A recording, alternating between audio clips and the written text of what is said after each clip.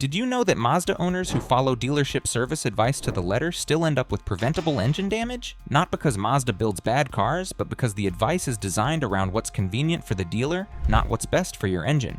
Today we're breaking down 15 things you should never do to a Mazda, specifically. These are not generic car tips. Some of these will genuinely surprise you. Number 7 is the one most Mazda owners do every single week without realizing it's slowly causing damage. Let's get into number 15.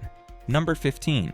Never use the wrong oil. Viscosity. Let's start with the one that sounds boring but has real consequences. Mazda's Skyactiv G engines run an unusually high compression ratio, 13:1, on naturally aspirated models, which is basically supercar territory for a family sedan. That high compression is exactly why these engines are so efficient and responsive. It's also why they are more sensitive to oil viscosity than most engines you've owned before. Mazda specifies 0W20 full synthetic for most Skyactiv G engines, not 5W30, not 0W30, 0W20. The reason is that the tight internal tolerances and high compression require an oil thin enough to circulate immediately on cold start and film properly across those tolerances. A thicker oil increases cold start wear on the cylinder walls and piston rings before the oil reaches full operating temperature.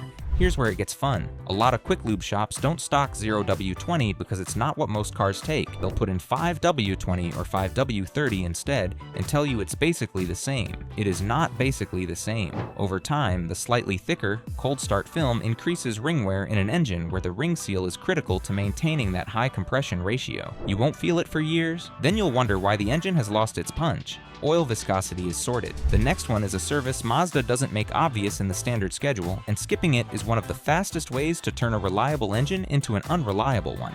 Number 14. Never skip the cabin. Air filter on a schedule. This one sounds like the kind of tip your aunt would give you, so stay with me because there's an actual Mazda-specific reason this matters more than it does on most other cars. Mazda's climate control on most models from 2013 onward uses the cabin filter as part of the air circulation path for the evaporator coil. When it gets clogged, the reduced airflow means the evaporator coil accumulates moisture and organic material between cycles. The result is the specific musty smell that Mazda owners complain about more than owners of most other brands. It is not a defect in the air conditioning system. It is a clogged cabin filter causing the evaporator to grow things you'd rather not think about. Replace it every 12 months regardless of what the manual says. It costs about $15 and takes 5 minutes on most Mazda models. The slot is usually directly behind the glove box. Pull the box down and it slides out. Clean evaporator, no smell, happy lungs. The dealer will charge you $60 for this service. You now know it takes 5 minutes and a $15 part. Cabin filter handled. The next one is something the dealer actively benefits from you doing wrong. If you're a Mazda owner and you're learning something here, hit that like button. We cover brand-specific maintenance like this every single week.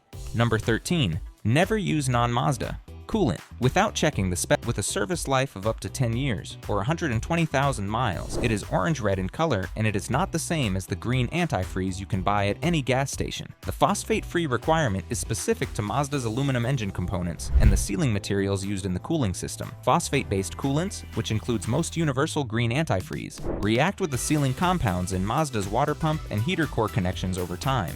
The seals degrade faster than they should, and you end up with weeping coolant connections that a mechanic will chase for an afternoon before figuring out it was the wrong coolant chemistry. Mixing coolant types makes this worse. If your Mazda is topped off at a shop with whatever they have on the shelf, and then you top it off again with whatever you have in the garage, you now have a three-way chemistry experiment happening inside your cooling system. None of those parties are cooperating. When you buy FL22, the bottle says FL22 on it. That's all you need to know. It costs slightly more than generic coolant, and it is absolutely worth the premium. If a shop topped off your coolant and you're not sure what they used, a full flush and refill, with the correct spec is better than letting the chemistry problem compound. Coolant sorted. The next one involves the brakes, and specifically a very Mazda thing that makes their brake feel unique. Number 12. Never compress the rear. Brake calipers. With a C-clamp, Mazda uses rear disc brakes with integrated parking brake mechanisms on most of their modern lineup. The rear caliper pistons do not compress straight in like front calipers. They thread in using a rotating motion combined with inward pressure. If you try to push the rear piston straight in with a C-clamp, the way you would on a simple front caliper, you will not compress it.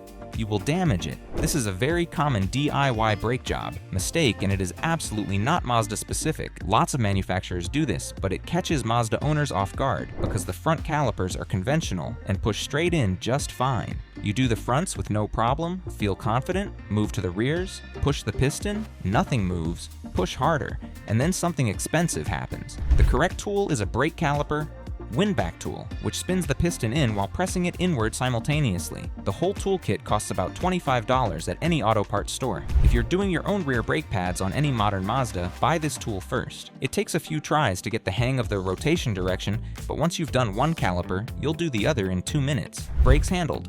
The next one is about the transmission, and it involves the single piece of advice that every Mazda forum will give you that the dealership somehow never mentions at any service appointment. Number 11. Never run Mazda's automatic transmission past 60,000 miles. Without a fluid change, Mazda's 6-speed automatic transmission, the FS5 AEL and its variants, is a genuinely excellent gearbox when maintained properly. It shifts smoothly, it's reasonably fuel efficient, and it holds up well over high mileage. The maintenance it requires to do all of that is not mysterious. It is simply a drain and fill of the transmission fluid every 40 to 60,000 miles using Mazda's specified M5 fluid or an approved equivalent. The dealer will tell you the fluid is lifetime fill. This is a thing that every transmission manufacturer says about every transmission, and what it means in practice is that the fluid will last for the lifetime of the warranty period. After that, as we have established, you are on your own. ATF degrades. It oxidizes, it loses its viscosity index improvers, and it accumulates wear particles from the clutch packs and planetary gear sets. In a Mazda automatic, degraded fluid first shows up as slightly firmer shifts under light throttle, the kind you notice when you're coasting to a stop and the gearbox hunts a little. That's the early warning. Ignore it and the shifts get worse. The valve body starts wearing from contaminated fluid, and eventually you're looking at a transmission rebuild. A drain and fill at a shop runs about $80 to $120. A transmission rebuild runs $2,500 to $3,500. One of these is a maintenance item. The other is a catastrophe. Transmission fluid is handled. The next one is about what you put in the fuel tank, and specifically why Mazda's engine management system responds to fuel quality in a way that most owners never realize is happening. Number 10. Never regularly use low-octane fuel. In a Skyactiv G engine, Mazda rates the Skyactiv G engine as compatible with regular 87-octane fuel. This is true. The knock sensor will detect detonation and retard the ignition timing to prevent engine damage. What Mazda doesn't put in big print anywhere is that when the engine is running on 87 octane and the knock sensor is retarding timing, the engine is producing less power and less efficiency than it was designed for. The 13:1 compression ratio is tuned for premium fuel behavior. When regular fuel is used and the timing gets pulled back by the ECU, you're essentially driving a detuned version of the engine you paid for. The car still runs. It just doesn't run as well as it should, and over time, the repeated detonation events, even minor ones that the knock sensor catches, cause micro-pitting on piston crowns and cylinder walls that add up over high mileage. The cost difference is typically 15 to 25 cents per gallon, about $3 more per fill-up on a Mazda 3. Over a year, that's roughly $60 to $80 extra. Whether that's worth getting the engine you actually paid for is a question only you can answer. For spirited driving, track days, or towing, premium is essentially mandatory if you want the engine performing correctly. For gentle commuting on flat roads, it matters less. Know what you're doing and do it intentionally rather than defaulting to whatever the pump says. Fuel is handled. The next one is the most common mistake Mazda owners make, and it directly affects the signature handling characteristic that makes a Mazda feel like a Mazda. Make sure you tell us in the comments which one of these you're guilty of. Let's learn together. Number 9.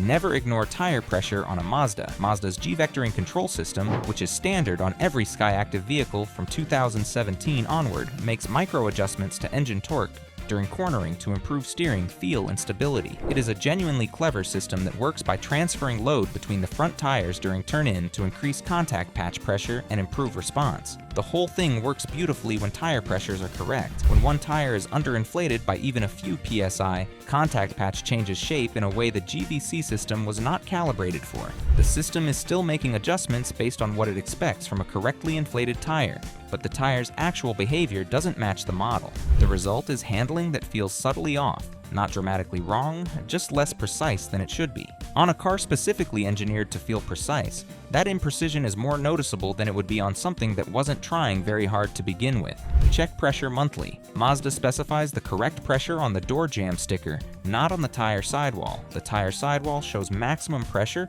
which is not the operating pressure. Keep all four corners at the specified value and the GVC system works the way it was designed to. Tire pressure is checked. The next one is about a product that most Mazda owners have probably been using without knowing it's slowly undermining one of the most important sealing surfaces on the engine. Number 8. Never use silicone-based dressing on rubber engine seals. Silicone-based tire and trim dressings, the kind that make rubber look shiny and new, are genuinely great for plastic trim, rubber tires, and dashboard surfaces. They are not great for the rubber seals and gaskets in your engine bay, specifically the valve cover gasket, the camshaft seals, and the crankshaft seals. The issue is that petroleum-based silicone dressings slowly soften and swell the rubber compounds used in engine seals when they have repeated contact over time. The seal swells slightly, loses its dimensional precision, and eventually starts weeping oil past the lip. It doesn't happen after one application. It happens after a few years of someone wiping the engine bay down with the same product they use on the tires. For engine bay rubber components, use a rubber conditioner that is specifically labeled as safe for seals, something like 303 aerospace protectant, or a dedicated seal conditioner. These products condition the rubber without swelling it and actually extend seal life rather than degrading it. They also don't leave the slick, shiny finish that makes mechanics nervous because it can mask the early signs of an actual oil leak. Engine bay seals are safe. The next one is number 7, and this is the one I mentioned in the intro, the thing most Mazda owners do every single week without realizing it's quietly accumulating damage. Number 7, never do only. Short trips in a Skyactiv engine. Here it is. The thing most Mazda owners do constantly and never connect to the engine's symptoms they start noticing a few years in. Mazda's Skyactiv G direct injection engines have the same intake valve carbon buildup issue that every direct injection engine has. Fuel never contacts the intake valves, so nothing washes them clean and carbon accumulates. What makes Mazda's version of this problem more acute is the high compression ratio. At 13:1 compression, combustion chamber cleanliness matters more than it does at 10:1. Small carbon deposits on the intake valve seats affect the intake charge more significantly at high compression, which means the performance degradation shows up earlier. Short trips make this worse in a specific way. When you drive less than about 10 minutes, the engine never reaches full operating temperature. Combustion is incomplete. Soft carbon and oil deposits accumulate faster in a cool engine, running rich on a cold start than in a fully warmed up engine at operating temperature. An engine used exclusively for short urban trips will need intake cleaning significantly earlier than one that gets regular longer drives. The simple counter habit is a 15-minute highway drive at least once a week. Not racing, just driving at sustained speed with the engine at operating temperature. This burns off the soft deposits before they harden, and it dries out any condensation that has accumulated in the oil and exhaust system. Think of it as the engine equivalent of taking a dog for a proper run rather than just letting it out in the yard. Short trip damage accumulates silently. The next one involves something external to the engine that Mazda owners specifically overlook because Mazda's paint makes it easy to overlook.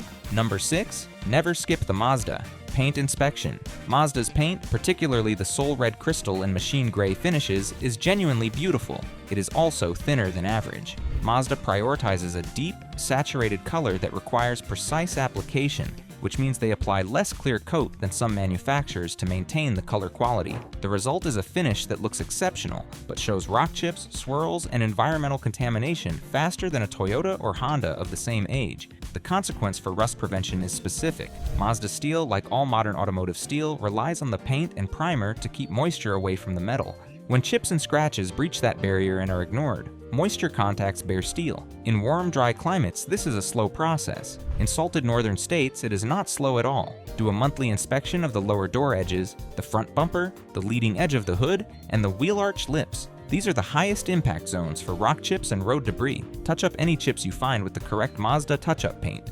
A small bottle costs about $15 from the dealer or online using your paint code. Applied within a few weeks of the chip occurring, touch-up paint stops the moisture infiltration before it starts. Paint is inspected. The next one is about the spark plugs, and specifically why Mazda's replacement interval is the one case where following the manufacturer's recommendation to the letter is actually the right call. Number 5, never exceed the spark plug interval on a Skyactiv engine. Mazda specifies iridium spark plugs with a replacement interval of 75,000 miles on most Skyactiv G engines. This is a reasonable interval for iridium plugs, and unlike almost every other manufacturer interval on this list, this one is actually worth following closely rather than extending. Here's why. The 13:1 compression ratio means the ignition event at the spark plug is working harder than in a lower compression engine. The electrode gap management matters more when combustion pressures are higher. As the iridium electrode wears and the gap increases slightly, the required firing voltage goes up. The ignition coil works harder. Coil failures on Mazda Skyactiv engines are more common past 100,000 miles than they should be, and a significant number of those failures are directly preceded by extended plug intervals that increased coil load. An iridium plug set for a 4-cylinder, Mazda costs about $30 to $50. Replacing them at 75,000 miles as specified prevents the increased coil load that leads to coil failures. Ignition coil replacement on a Mazda runs about $150 to $250 per coil, including labor. 4 coils on a 4-cylinder engine represents $1,000 of repairs that a $50 plug set prevents. Stick to the interval. Don't try to stretch iridium plugs to 100,000 miles because someone on the internet said they last that long on their Civic. The Civic is not running 13:1 compression. This is not that engine. Plugs are on schedule. The next one involves something that happens in the parking lot, not on the road, and it specifically affects Mazda's manual transmission in a way that most manual gearbox guides don't cover. Not subscribed yet? Fix that now. We're about to get into the stuff even dedicated Mazda forums get wrong. Number 4, never park a manual. Mazda and gear on a slope without using the handbrake. First, this applies to any car with a manual gearbox, but Mazda's manual transmissions are particularly well sorted, meaning they're precise and responsive, which also means the synchronizer rings and shift forks are finely toleranced. Parking on a slope in gear without engaging the handbrake first puts the entire weight of the vehicle onto the transmission's first or reverse gear engagement. Mazda's own manual is clear about the correct sequence. Apply the handbrake first, then shift into gear as a secondary backup. When done in the correct order, the handbrake holds the car and the transmission is under no load. When done in the wrong order, park on slope, shift into gear, release clutch, then handbrake, the car rolls slightly until the gear locks it. All the weight transfers to the gear engagement. The handbrake then holds zero load because the car isn't moving. Over years of incorrect parking technique, the load cycling on the first and reverse gear engagement teeth causes micro-fatigue on the engagement dogs. Eventually, the transmission starts popping out of first or refusing to engage reverse cleanly. The fix is a transmission rebuild. The prevention is a correct parking habit that takes the same amount of time as the wrong one.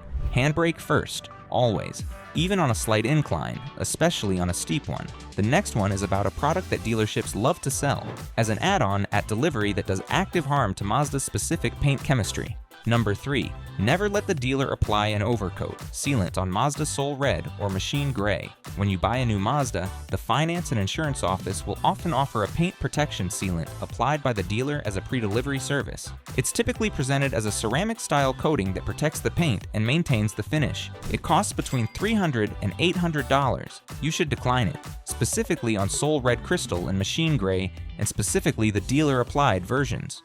Here's the problem. Mazda's premium paint finishes use a multi-layer application process with specific depth and clarity characteristics that took Mazda's paint engineers years to develop. A dealer-applied sealant is applied on top of that finish by a detail technician who is not a Mazda paint engineer. The products they use are not formulated with Mazda's specific clear coat chemistry in mind. Applied incorrectly or with the wrong product, they can reduce the optical depth that makes these colors spectacular and leave a slightly hazy cast that is very difficult to remove without cutting the clear coat. If you genuinely want paint protection on a new Mazda, invest in a professionally applied ceramic coating from a certified detailer who has experience with Mazda's specific paint, not the dealer's service bay. An actual detailing professional who understands what they're applying and to what. Expect to pay more, but you'll get a result that enhances the finish rather than compromising it. Paint chemistry is handled. The next one goes back to the engine, and it's the mistake that is most likely to cause the specific failure Mazda's Skyactiv technology was designed to avoid. Number 2, never let the oil level drop. Below the minimum mark Skyactiv engines consume slightly more oil than Mazda's marketing materials suggest. This is not a defect, it is a known characteristic of high compression, direct injection engines running tight piston ring tolerances. The consumption rate is low enough that it falls within the range manufacturers consider acceptable. But it is real, and if you are checking your oil only at service intervals, you may be running a quart low for extended periods without knowing it. Running low on oil in a high compression engine is more harmful than running low in a lower compression one. The oil film on the cylinder walls is thinner at higher combustion pressures. When the overall oil volume drops, oil pressure drops slightly, and the marginal film between the piston rings and cylinder wall gets thinner still. In a 13:1 compression engine, that marginally thinner film means marginally higher ring and cylinder wall wear. Every time, every mile you run it low. The habit is simple: check the dipstick every 500 to 1,000 miles. This takes 30 seconds. If it's down half a quart, top it off with the correct 0W20 spec oil. Don't wait until the low oil light comes on. By the time that light activates, you're already a quart or more low. The light is a warning, not a schedule. Mazda engines kept at the correct oil level run cleaner, last longer, and maintain compression better than engines that cycle between full and low repeatedly. A quart of 0W20 costs about $8. The peace of mind it buys is worth considerably more than that. Oil level is maintained. The final item on this list is the one that matters most, and it is also the one that Mazda drivers specifically resist because it conflicts with what makes the car enjoyable. Number 1. Never warm up a cold. Skyactiv engine at high RPM. Mazda builds driving machines. The Skyactiv chassis, the precise steering, the balanced weight distribution, all of it is designed to make you want to drive enthusiastically.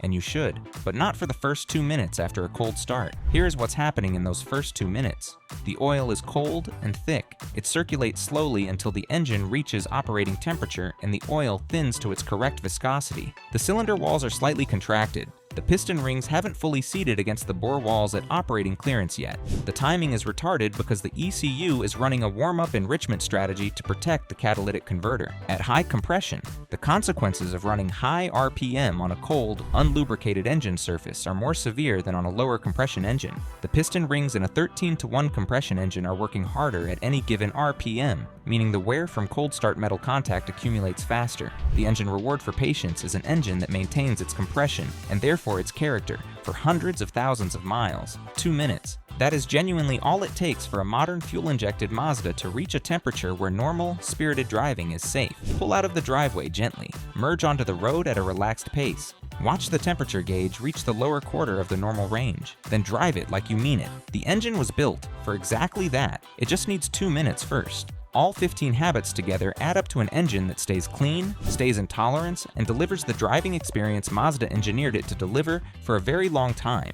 None of them are complicated, none of them are expensive. They just require knowing what a Mazda actually needs, rather than what a dealership finds convenient to tell you. Hey, thanks for watching. If you own a Mazda and picked up something useful today, want to know the absolute best and worst model years before your next purchase? Click the video on the left. It covers every major Mazda model and tells you exactly which years to buy and which ones to walk away from. See you over there.